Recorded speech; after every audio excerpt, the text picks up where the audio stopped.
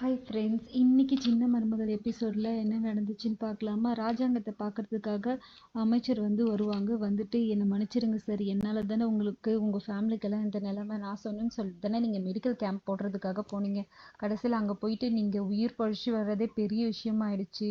இதுக்கெல்லாம் நான் என்ன சொல்கிறதுனே தெரில. எனக்கு ஒரே குற்ற உணர்ச்சி ஆயிடுச்சு, என்னால் தான் இப்படி ஆயிடுச்சுன்னு சொல்லிட்டு உடனே அவங்க சித்ரா சொல்லுவா, ஆமாம் இங்கே எல்லாரையுமே வண்டு கடிச்சிருச்சு, கடைசியில் என் பையன் தான் போயிட்டு மருந்து எடுத்து காப்பாற்றினான்னு சொல்லிட்டு சொல்லுவான்.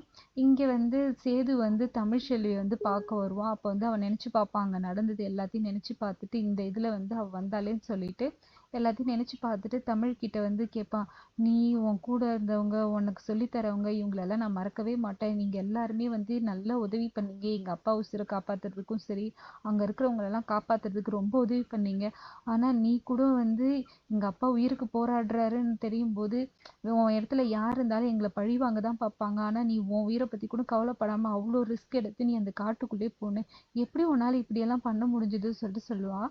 அப்போ தமிழ் சொல்லுவா, நம்ம கடந்த காலத்தில் நம்ம 2 பேருமே உங்கள் மேலே நானும், என் மேலே நீங்களும் பயங்கர உசுராக தான் இருந்தோம் நம்ம.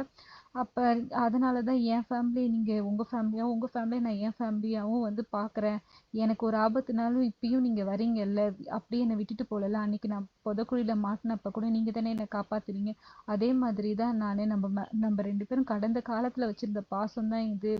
அது எப்படி, அது பொய் இல்லைல்ல, அது எப்படி மாறும்னு சொல்லிட்டு சொல்லுவாள். இதோட இவங்க 2 பேரும் பேசிட்டு இது பண்ணுவாங்க. இங்கே அமைச்சருங்க எல்லாரும் எம்எல்ஏ எல்லாரும் பார்க்க வருவாங்க. பார்க்க வந்துட்டு இங்கே ஒரு பொண்ணு, எம்எல்ஏயோட பொண்ணு டைவர்ஸ் ஆகியிருக்கும். சொல்லுவாங்க, யாராவது மாப்பிள்ளை இருந்தால் சொல்லுங்கள், நாங்கள் எல்லா இடத்துலையும் சொல்லி வைக்கிறோம்னு சொல்லிட்டு.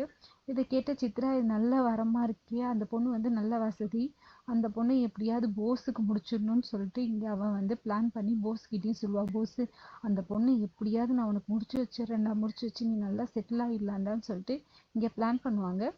இங்கே தமிழ்ச்செல்விக்கு பர்த்டே, அதனால் அவள் தங்கச்சி விஷ் பண்ணுவாள்.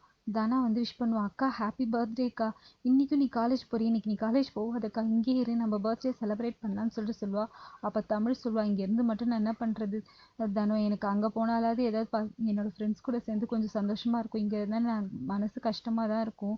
போன பர்த்டே எல்லாம் எனக்கு கல்யாணத்துக்கு முன்னாடி பிறந்த நாள் அவர் எப்படி கொண்டாடினாரு, அதுதான் என் வாழ்க்கையிலேயே மறக்க முடியாத பிறந்த நாள். அதுக்கு முன்னாடி நான் கொண்டாடினதே இல்லை. போன வருஷம் கூட என் பிறந்த நாளை எப்படி இது பண்ணார். அவரும் நானும் இப்போ இப்படி இருக்கிறது எனக்கு ரொம்ப கஷ்டமாக இருக்குது தானோ. இங்கே வீட்டில் இருந்தால் எனக்கு மனசு கஷ்டமாகவே தான் இருக்கும். நான் காலேஜுக்கே போகிறேன் தானோன்னு சொல்லிட்டு சொல்லுவா. அப்போ போன வருஷம் கல்யாணத்துக்கு முன்னாடி நடந்ததெல்லாம் அவள் நினச்சி பார்ப்பா. சேது அவள் பிறந்த நாளை கொண்டாடினதெல்லாம் நினச்சி பார்த்துட்டு இருப்பா. இதோட இன்னைக்கு எபிசோட் முடிஞ்சிடும். ஓகே ஃப்ரெண்ட்ஸ், மறுபடியும் நாளைக்கு எபிசோடில் நம்ம மீட் பண்ணலாம். தேங்க்யூ, பாய். இந்த வீடியோ மறக்காமல் லைக் பண்ணுங்கள், சப்ஸ்கிரைப் பண்ணுங்கள். பாய்.